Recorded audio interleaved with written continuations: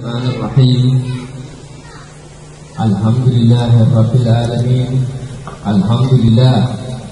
Alhamdulillahilladzi ja'alana khayra ummatin 'alal islam. Fatiris samawati wa basitil arzaq. Wa ashhadu an la ilaha illallah wahdahu la syarika lahu ar-rahmanir rahimil malikil khallaq. Wa ashhadu anna sayyidana Muhammadan abduhu wa rasuluhu tabyi makarimal akhlaq.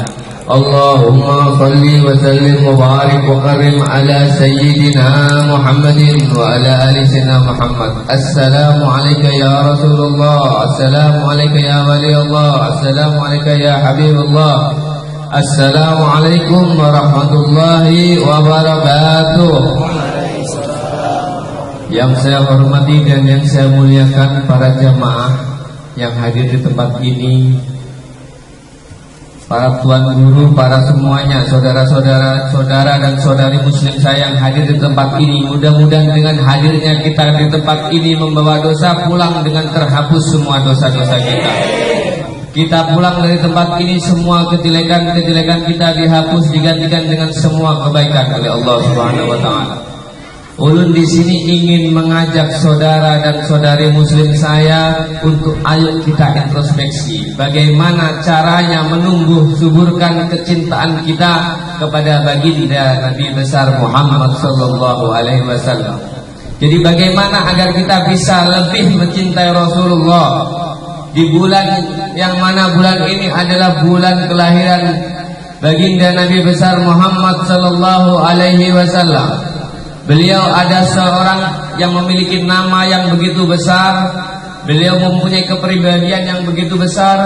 Tiada lain dan tiada bukan karena beliau dididik dan dibesarkan oleh yang maha besar. Dia adalah Nabi kita. Dia adalah orang yang paling mencintai kita. Sampai-sampai pernah Nabi di suatu bersama para sahabat, seraya Nabi berucap sendiri, berbahagialah, berbahagialah, berbahagialah. Lalu sahabat bertanya, ya Rasulullah, siapa yang kau maksud ya Rasulullah? Siapa yang kau bilang berbahagia ya Rasulullah? Rasulullah menjawab, dia adalah orang yang aku cintai. Dia adalah kekasihku. Lalu sahabat bertanya, bukankah kami ini ya Rasulullah kekasihmu? Lalu Rasulullah menjawab, tidak, kau bukan kekasihku, tapi kau adalah sahabatku. Lalu sahabat bertanya kepada Rasulullah, lantas siapa yang sungguh beruntung? Orang yang kau rindukan, orang yang kau kasihi itu ya Rasulullah. Lalu Rasulullah menjawab, dia adalah orang yang tak pernah melihatku, tak pernah berjumpa denganku, tapi amat sangat cinta kepadaku. Mudah-mudahan yang dianggap oleh Rasulullah ini kita semuanya, saudara-saudara kita, keluarga kita semua yang dianggap oleh Rasulullah orang yang dikasihi oleh Rasulullah, orang yang dibilang berbahagia kepada Rasulullah. Maka kita wajib menumbuh suburkan dengan apa Habib menumbuh. Kayak apa Habib cara menambah kecintaan? Terus ulangi sejarah Nabi. Terus biarpun gosidah apa, ulangi terus sampai kapan? Sampai kita mati. Jangan ada pernah kita bosan untuk memuji Rasulullah. Karena kita memuji Rasulullah, apakah Rasulullah untung? Tidak. Demi Allah, Rasulullah tidak beruntung kita puji. Tidak. Tapi kita yang beruntung kalau kita bisa memuji Rasulullah. Saya bisa gosidah, suaranya nyaman. Suara saya tidak enak karena saya memuji Nabi sehingga suara itu menjadi enak. Suara yang tak enak akan menjadi enak kalau sudah memuji Nabi. Jangan salah. Jadi kata-kata itu indah karena memuji Nabi, bukan kata-katanya yang indah. Kenapa? Karena Nabi ini, kalau kita memuji Nabi, kita yang beruntung. Seandainya seluruh dunia memusuhi Nabi, demi Allah Nabi tidak berkurang sedikit pun kemuliaan. Tapi kalau kita yang memuji Nabi kita sekali, kita dibalas sama Allah 10 kali. Bahkan ada satu malaikat yang ditugaskan oleh Allah sampai Nabi pun heran melihat malaikat tersebut. Malaikat ini memiliki tangan yang begitu banyak, jari jemari yang begitu banyak, dan memiliki 2 sayap yang begitu besar dan bulunya tuh begitu banyak. Sampai ditanya sama Rasulullah, hei malaikat, apa tugasmu kok sampai seperti ini? Tanganmu banyak, jari jemarimu sampai tak bisa dihitung. Tugasku ya Rasulullah menghitung apa-apa ciptaan Allah. Lantas apa yang kau bisa kau hitung? Apa yang bisa kau hitung? Malaikat kata malaikat, aku bisa menghitung banyaknya tetesan air hujan. Aku bisa menghitung banyaknya dedaunan yang ada di pohon. Aku bisa menghitung bebatuan yang ada dimanapun. Aku bisa menghitung pasir yang ada di laut. Lihat dahsyatnya ciptaan Allah. Lantas Rasulullah bertanya, apakah ada yang tak bisa kau hitung wahai malaikat? Ada ya Rasulullah. Apabila di suatu tempat ada segerombolan orang dan di situ bersolawat kepadamu ya Rasulullah, maka aku tak bisa menghitung banyaknya rahmatnya Allah yang diturunkan kepada umat. Allahumma sholli ala sayyidina Muhammad. Lihat, begitu luar biasanya, begitu luar biasanya kita punya Nabi. Jangankan kita jadikan perbandingan kecintaan sahabat kepada Nabi, bandingkan dengan cintanya kita kepada Nabi. Jadikan perbandingan walaupun tak mungkin sebanding. Tidak mungkin sebanding kita ini. Tapi jadikan perbandingan. Jangankan sahabat. Kalau Nabi sudah ada Nabi zaman dulu, ada kambing yang sujud di hadapan Nabi, ada unta yang sujud, ada semua hewan yang sujud. Kalau ada Nabi sampai diriwayatkan oleh Siti Aisyah, ada di zaman dulu dajin. Dajin ini hewan yang keluar masuk rumahnya orang yang hina, kayak burung, kucing, apa yang hina yang masuk rumahnya orang. Kalau Rasulullah masuk di rumah itu, hewan burung semua diam, tak bergerak sedikit pun, sebagai rasa ta'zim, hormat kepada Rasulullah. Jadi hewan tidak bergerak sudah ada Rasulullah karena hormatnya kepada Rasulullah. Bahkan Rasulullah ini memiliki keledai. Keledainya Rasulullah, begitu Rasulullah wafat, ini hewan keledai lompat ke sumur kering bunuh diri karena tak mau hidup setelah meninggalnya Rasulullah. Lihat, hewan yang tak diberi akal oleh Allah, begitu pengorbanannya, begitu luar biasa cintanya kepada Nabi. Lantas kita adalah umat yang didamba-dambakan oleh Nabi, umat yang begitu diidolakan oleh Nabi. Apakah kita salah tidak memuliakan Nabi?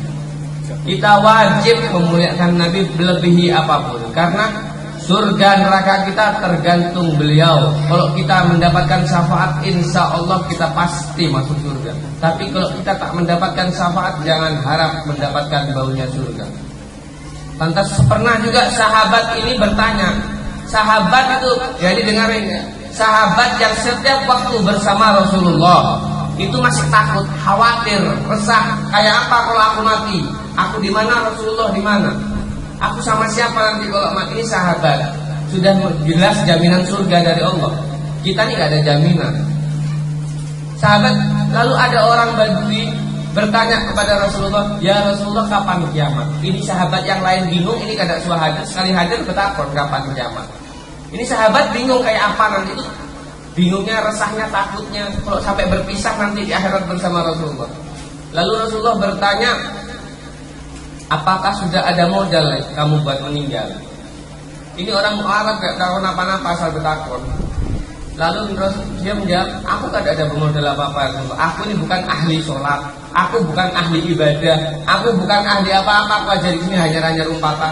Tapi aku memiliki ya Rasulullah, apapun itu tidak ada yang bisa mengalahkan kecintaanku kepadamu ya Rasulullah. Dia hanya memiliki cinta kepada Rasulullah. Ingat dan ketahui tidak ada kegembiraan setelah Rasulullah menjawab hal tersebut. Lalu Rasulullah menjawab, anta ma'aman ahbabta. Kau akan bersama siapa yang kau cintai. Ya anak-anak muda kalau cinta sama pemain bola yang kafir, sama dia. Tenang sudah. Main bola kan neraka. Cinta ke idola ya Rasulullah. Jangan malu nyaringi kalau baca sholawat, nyaringi jangan cuma house musik dan dangdutan, nyaring wanita sholawatan supan. Itu berarti kita coba, kita kadang merasa seperti itu juga. Kita introspeksi, hampir semua pasti kayak itu. Kenapa? Karena diri kita ini yang lemah. Kita tidak cinta, kita tidak tahu, kita tidak mengenal. Jadi jangan hanya tahu kepada Rasulullah, tapi kenali siapa Rasulullah. Kenali sampai pian tahu bahwa di situ pian akan menemukan cinta pian. Apakah bisa sahabat Nabi itu sampai hancur? Bahkan ada sahabat wanita yang suaminya ikut jihad bersama Rasulullah, ayahnya jihad bersama Rasulullah, saudara laki-lakinya 3 jihad bersama Rasulullah. Ketika pulang, Rasulullah menyuruh sahabatnya untuk memberitahu wanita tersebut, kasih tahu wanita tersebut bahwa ayahnya meninggal, suaminya meninggal, dan 3 saudaranya meninggal semua di jalan, syahid di jalan Allah. Ketika wanita tersebut diberitahu, apa jawaban wanitanya? Orang yang cinta kepada Nabi. Kaifa haluk habibi Muhammad. Bagaimana kabar kekasihku Muhammad? Bagaimana kabar kekasihnya Rasulullah ini kayak apa? Ini sahabat dari bingungnya, ini orang suaminya, ayahnya, saudaranya meninggal, yang ditakutkan malah Rasulullah. Sahabat tidak bisa jawab, bingung, tegang. Akhirnya wanita tersebut ini langsung lari mencari Rasulullah. Begitu sudah berjumpa dengan Rasulullah, wanita tersebut mengatakan, semua musibah yang menimpaku kecil ya Rasulullah, asalkan jangan engkau yang terkena musibah. Lihat, itu kecintaan sama kita. Jadikan perbandingan walaupun tak mungkin sebanding. Apakah bisa zaman dulu sahabat sampai Zaid ibnu Shitinah, Zaid ibnu Shitinah yang saat itu disiksa oleh Abu Sufyan yang saat itu masih kafir, di matanya dicongkel, telinganya diiris, semuanya disiksa. Dia disuruh mengingkari Nabi Muhammad, dia mengatakan tidak, aku tidak akan mengingkari Nabi. Ini sudah hancur semua, sudah matanya dilepas, sampai matanya sudah diambil kedua-duanya. Dia mengatakan, apa, hei Zaid ibnu Shitinah, katanya Abu Sufyan yang saat itu masih kafir, apakah kau ingin berkumpul dengan istri dan anak? Dia mengatakan iya. Itu coba jadikan itu seandainya pada posisi kita. Apakah sudah seperti itu terus ditakutnya apakah kamu boleh? Pasti iya. Tapi katanya Abu Sufyan sebagai gantinya adalah bunuh Muhammad. Lalu Zaid ibnu Shitinah kembali dengan tegarnya, dia mengatakan, demi Allah, andaikan duri menusuk kepada Rasulullah, aku siap menggantikan nyawaku untuk satu duri yang menempel di tubuh Rasulullah. Sampai saat itu Abu Sufyan bersumpah, wallahi, dia bersumpah demi Allah, dia walaupun tak beriman, dia percaya bahwa Allah itu ada. Aku jalan ke negeri manapun, aku tak pernah melihat seorang sahabat mencintai apapun seperti sahabatnya Muhammad mencintai Muhammad. Dia heran. Saat itu setelah itu Abu Sufyan mengatakan, kau akan aku bunuh. Izinkan aku sholat 2 rakaat. Di saat itu Zaid ibnu Shitinah disiksa, disalib di tengah lapangan. Zaid ibnu Shitinah minta sholat 2 rakaat. Setelah itu dia mengatakan, di saat salam terakhir dia mengatakan, Assalamualaikum ya Rasulullah. Dari kejauhan semua orang mendengar Rasulullah menjawab, wa alaikassalam, alaikassalam ya Zaid, tempatmu adalah di surga. Semua orang mendengar jawaban Rasulullah dari kejauhan. Lihatlah kecintaan sahabat, dia melupakan apapun demi Rasulullah. Apakah kita bisa? Kita sebetulnya bisa, Pak. Kita bisa. Apakah kita bisa mencintai sesuatu sampai melebihi diri kita? Contoh, naudzubillah, jangan sampai terjadi pada diri kita. Seandainya ada seorang ayah naik kendaraan bersama anaknya, naudzubillah, jangan sampai terjadi pada diri kita, lalu kecelakaan, dibawa ke rumah sakit. Ayah ini sudah kecelakaan, pingsan.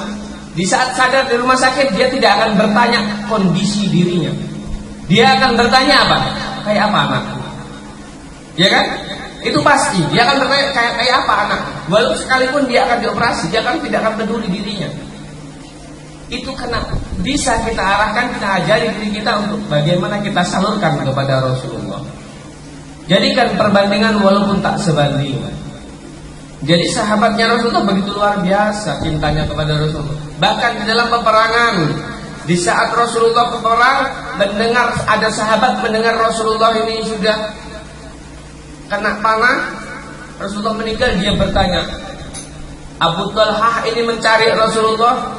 Lalu Rasulullah dilihat, lalu sahabat Sayyidina Umar ingin mendekat, lalu Abu Talhah ini mengambil Abu Bakar lalu mengatakan, hai Abu Bakar, izinkan aku yang menjadi tameng Rasulullah, karena kau sudah mendapatkan kemuliaan bersama Rasulullah. Lalu sahabat yang lain mendekat, dipegang seperti itu juga, izinkan aku yang menjadi tameng kepada Rasulullah, karena kau sudah pernah mendapatkan kemuliaan bersama Rasulullah. Sampai-sampai Abu Talhah ini menjadi tameng Rasulullah. Berpuluh-puluh anak panah dan tombak bersarang di tubuhnya sampai dia terjatuh dan meninggal. Lalu Rasulullah berkata, wajabat, wajabat, wajabat, wajib dia mendapatkan surganya Allah. Wajib dia lihat kecintaan sahabat. Dia nyawanya, jangankan hartanya, nyawanya murah demi Rasulullah. Lalu tak lama kemudian Rasulullah mendapatkan serangan yang anak panah menempel di kening beliau. Anak panah menempel di kening, lalu ada sahabat yang bernama Abu Ubaidah. Abu Ubaidah ini bingung. Abu Ubaidah ini ya sahabat yang paling taat sama Rasulullah. Seandainya disuruh naik gunung yang tinggi atau gedung tinggi, suruh lompat kepala berdahulu, lompat kepala berdahulu, paling taat sudah. Tidak pernah ingkar apapun. Dia bingung, baju kotor dalam peperangan, dia bingung apa yang bersih. Lalu ini diambil dengan mulutnya dia, hanya satu mulutnya yang tertutup, lainnya sudah debu semua. Lalu diambil, ini digigit dengan mulutnya, giginya patah, dia 2 kali, yang ketiga hanya lepas anak panah. Dia bingung, darah yang mengucur ini mau diapakan? Darah yang mengucur, dan dia sorban kotor, semua kotor. Akhirnya dia bersihkan dengan mulutnya. Jangan dibersihkan. Lalu Rasulullah mengatakan, "Hai Abu Ubaidah, buang darah itu." Dia mengatakan, "Wallahi tidak ya Rasulullah." Padahal dosa saat itu terbesar adalah mengingkari Nabi, melawan Nabi di hadapan Nabi, dosa terbesar. Tapi dalam saat itu, ini yang dipandang cinta sama Allah. Dia tidak peduli. Lalu Abu Ubaidah dengan emosi, dengan marahnya, dia menuju dalam peperangan sambil seraya mengatakan, "Ya Rasulullah, akan kuhabisi semua musuh-musuh." Lalu Rasul mengatakan, "Kalau kalian ingin melihat orang ahli surga yang berjalan di atas bumi, lihatlah, itulah Abu Ubaidah."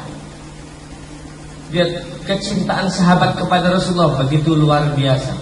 Kita kalau ingin dikabulkan doa sama Allah, ya kita harus berdekatkan diri kepada Allah dengan cara perbanyak sholawat.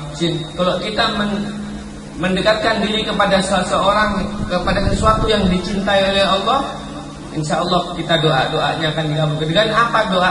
Kita tidak perlu jangan pernah bingung dengan doa. Doa kita ini, kita kadang ragu dengan doa kita sendiri. Karena apa? Kita kurang yakin. Jangan pernah mengatakan tidak dikabulkan, tapi belum dikabulkan. Karena kalau sudah Allah punya cara, Allah dengan apapun. Jangan seandainya dia daftar haji, kayak apa nih 20 tahun hanya rugal. Jangan peduli, Allah itu punya cara sendiri untuk mengabulkan doa hambanya. Ya. Bahkan ada satu kisah, ada satu ulama yang bernama Ahmad ibn Hanbal. Semua orang tahu siapa Ahmad bin Hanbal, ulama besar. Bahkan orang tak hanya tahu agama Islam yang tak tahu siapa Ahmad bin Hanbal, pasti dia tahu kalau dia ulama besar. Sampai Ahmad bin Hanbal ini pernah mimpi hampir setiap malam. Dia ingin pergi ke desa tersebut. Mimpinya tuh ingin pergi ke desa tersebut, tapi nggak tahu mau apa.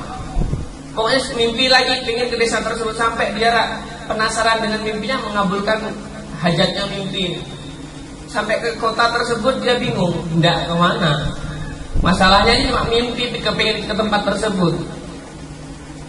Setelah itu ada seorang pemuda penjual roti mendatangi Ahmad bin Hanbal. "Hai pemuda, apakah kau ingin mencari tempat istirahat?" "Oh iya, tempatku jadikan tempat istirahat." Setelah itu dia, "Oh iya, tapi di rumahku sederhana. Rumahku apakah ada ala kadarnya, silahkan kau istirahat." Setelah istirahat, ulama besar tersebut mengatakan, Ahmad bin Hanbal mengatakan, melihat orang ini mengolah roti, heran. Setiap ada roti, mulutnya tak pernah berhenti berbicara, selalu berzikir kepada Allah, sholawat kepada Rasul, selalu terus. Sampai katanya Ahmad bin Hanbal, ajib ini orang. Sampai ditanyain, "Hei tukang roti, kamu seperti ini sudah lama sekali, sudah lebih dari 35 tahun seperti ini. Kamu begitu luar biasa kepada Allah. Apakah kau sudah mendapatkan keinginanmu semuanya?" "Alhamdulillah," katanya tukang roti. "Aku ini semua hajatku alhamdulillah semua dikabulkan sama Allah. Cuman satu yang belum dikabulkan." "Apa hajatmu?" katanya Ahmad bin Hanbal. "Aku ini amat sangat cinta kepada ulama Allah yang bernama Ahmad bin Hanbal. Aku hanya tahu nama, tapi aku tak pernah berjumpa dengannya." Ini Ahmad bin Hanbal dengar ucapan pemuda tersebut, langsung bertakbir, Allahu Akbar. Sekalinya dahsyatnya caranya Allah mengabulkan doa seseorang. Jadi dia mimpi ini caranya Allah mengabulkan doanya tukang roti ini dengan mimpinya Ahmad bin Hanbal. Sampai dia yang datang ke tempatnya orang tersebut. Seandainya tukang roti ini datang ke tempatnya Ahmad, belum tentu dia bisa berjumpa dengan semudah itu. Pian mendatangi Gunung Sekumpul zaman dulu, apakah pian gampang berjumpa? Tidak bisa. Tidak semudah pian berjumpa dengan kawan, karena itu orang yang begitu dilindungi dan dijaga oleh Allah. Gitu loh. Caranya Allah mengabulkan doanya seseorang sampai. Lalu ada juga Dr. Hisam dari negara Syam. Dr. Hisam ini ahli saraf, ahli tulang. Dia mendapatkan undangan seminar dari negeri seberang. Ketika perjalanan pesawatnya harus ditempuh 12 jam. Setelah baru terbang seperempat jam, pesawat udara begitu luar biasa yang harus mewajibkan pesawat mendarat dalam keadaan darurat. Lalu carilah dan dapatlah bandara yang komersil begitu jelek, pokoknya pesawat mendarat ala kadar. Setelah mendarat, Dr. Hisam ini bertakon sama maskapai, ini kayak apa? Undangannya aku nih bisa enggak? Oh, udah bisa. Ini masalahnya paling cepat cuaca kayak ini 12 jam. Jadi dia tuh tidak mungkin sempat untuk hadir seminar. Lalu dia mencari rumahnya seseorang, lalu mengatakan, setelah mengucapkan salam dia tanya, yang buka lawang tersebut nenek tua renta. Lalu mengatakan, "Nek, apakah ada telepon? Aku harus mengabari tempat yang harus aku hadiri." Kata nenek, "Aku ini orang miskin. Aku tak memiliki apapun, apalagi telepon. Tapi kalau kau ingin istirahat di tempatku, silahkan. Aku hanya memiliki roti kering dan teh." Duduklah Dr. Hisam. Nenek ini kembali ke kursinya sambil memegang tasbihnya dan berzikir lagi kepada Allah. Dr. Hisam ini melihat nenek ini, sampingnya nenek ada anak kecil guring. Dilihat lama Dr. Hisam di situ ngelihat nenek ini, kok anak ini gak ada gerak kayak patung. Lalu, "Nek, ini anak siapa?" Katanya nenek, "Oh, ini anakku, ini cucuku, ini yatim piatu." Lah kenapa enggak? Ini kenapa kok dia? Iya, dia ini mulai lahir cacat. Ada sesuatu yang itu salah dalam dirinya. Loh, kenapa tidak diobatin, Nek? Jangankan mengobati, ini mau dibawa kemanapun tidak bisa. Apalagi aku orang miskin. Dan orang mengatakan hanya ada satu yang bisa mengobati cucuku ini. Tapi aku tidak mungkin mampu karena aku ini orang miskin. Hanya ada satu, yakni Dr. Hisam dari negara Syam yang bisa mengobati cucuku. Tapi mustahil bagi aku. Jangankan ke negeri sebelah, aku keluar kota pun tak mampu. Tapi aku punya Allah. Aku akan terus meminta kepada Allah. Lihatlah caranya Allah mengabulkan. Dia tidak perlu antri, dia tidak perlu apa-apa. Dokternya dikirim ke rumahnya sama Allah untuk mengobati cucunya. Kenapa kita nggak mau minta kepada Allah? Padahal kita kalau minta sama Allah, Allah itu luar biasa cintanya kepada kita. Sebelum saya akhiri, ada satu cerita sahabat Nabi yang begitu luar biasa, yakni Rasulullah ini suka bercanda. Ada sahabat Nabi yang bernama Julaibib. Julaibib ini orangnya hitam, jelek, miskin, hidupnya gelandangan. Rasulullah bertakun kepada Julaibib, "Hei Julaibib, kapan kau menikah?" Lalu Julaibib, sahabat Rasulullah tersebut mengatakan, "Ya Rasulullah, aku ini orang hitam, aku ini orang miskin. Siapa yang mau, ya Rasulullah, denganku ini?" Hari berikutnya bertanya lagi Rasulullah kepada Julaibib, "Ya Julaibib, apakah kamu tidak ingin menikah?" Lagi-lagi, "Ya Rasulullah, jangan bercanda. Siapa yang mau denganku?" Setelah itu Rasulullah bertanya kepada Julaibib, "Julaibib, apakah kau ingin menikah?" "Ya Rasulullah, kalau pertanyaanmu serius, ya Rasulullah, aku mengatakan iya Rasulullah." Lalu Julaibib ini sama Rasulullah disuruh di rumahnya orang yang paling kaya di Madinah, yang punya anak satu-satunya, wanita paling bungas juga di Madinah. Datangi rumah orang tersebut, lalu katakan aku kirim salam kepadanya dan bilang kalau kau ingin aku nikahkan kepada anak. Semangat Julaibib, sahabat Nabi yang miskin, miskin, hitam, jelek, gelandangan, disuruh nikah sama anaknya orang sugih sama itu. Didatangi, begitu setelah mengucapkan salam, dibuka pintunya tuh, lubangnya kan ada orang kaya, dibuka sama ayahnya. "Oh Julaibib," katanya ayahnya orang tuh, "ambilkan gandum." Dikira Julaibib biasa kayak itu, dikasih gandum, orang kada punya apa. "Oh, aku tidak minta ini. Tapi ada apa kamu?" "Aku disuruh oleh Rasulullah kirim salam kepadamu." Setelah langsung dibuka itu. Lalu ada apa yang kita update Rasulullah? Sama Rasulullah, aku disuruh Rasulullah ingin menikahkan aku dengan anakmu. Rasanya kayak apa? Biasa dikasih gandum, biasa kayak orang pengemis, terus disuruh tunggu dulu ya. Diajak masuk, bertakon sama ibunya di kiau ibunya, namanya ya, "Bu, setelah itu Rasulullah kirim salam sama kita ingin menikahkan." Ibunya langsung menjawab dengan Rasulullah, "Tidak, denganku. Namanya perempuan Pak, langsung jawabannya spontan, kada, miskin, hilang. Ya kan? Nama perempuan kan kayak gitu. Sampai terjadi perkelahian antara ayah berdebatan sampai ini karena perintah Rasulullah ini gitu.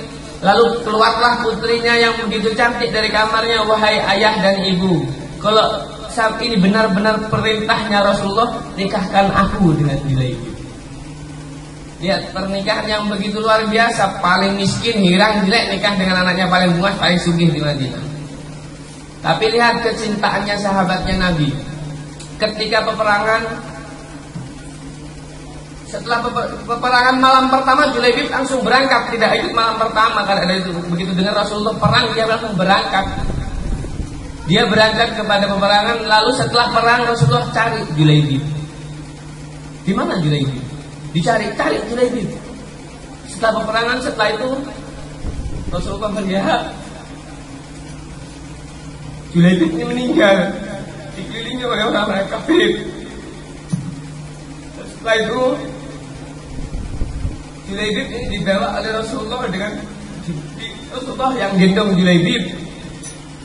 Sahabat yang lain mengatakan, wallahi aku tidak pernah melihat tempat tidur seindah tempat tidur Julaibib. Tempat tidur Julaibib adalah punggungnya Rasulullah. Rasulullah yang angkat sendiri, Rasulullah yang menguburkan. Setelah dikuburkan, Rasulullah mengatakan, wallahi sekarang bidadari-bidadari di surga berebut dengan Julaibib. Mudah-mudahan dengan sedikit kisah-kisah Rasulullah bisa menambah kecintaan kita kepada Rasulullah, menambahkan taatnya kita kepada Allah. Ya fanasallaha iyyadana ila siratil mustaqim wa yaj'alana minal muttaqin jannatan wa jannatan na'im bihaqqi sirril mursalin. Allahumma ika salamatan fid din wa afatan fil jasad wa jannatan fil ilmi mubarakatan fil rizqi wa barakatan fil rizqi wa barakatan fil rizqi wa taubatan qabla al maut wa syahadatan indal maut wa rahmatan ba'dal maut.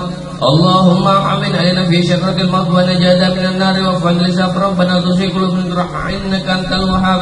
Rabbana atina fid dunya hasanah Rabbana atina fid dunya hasanah Rabbana atina fid dunya hasanah wa fil akhirati hasanah wa qina adzabannar. Subhanaka rabbika rabbil izzati amma yasifun wa salamun alhamdulillahi rabbil alamin. Taqabbalallahu minkum.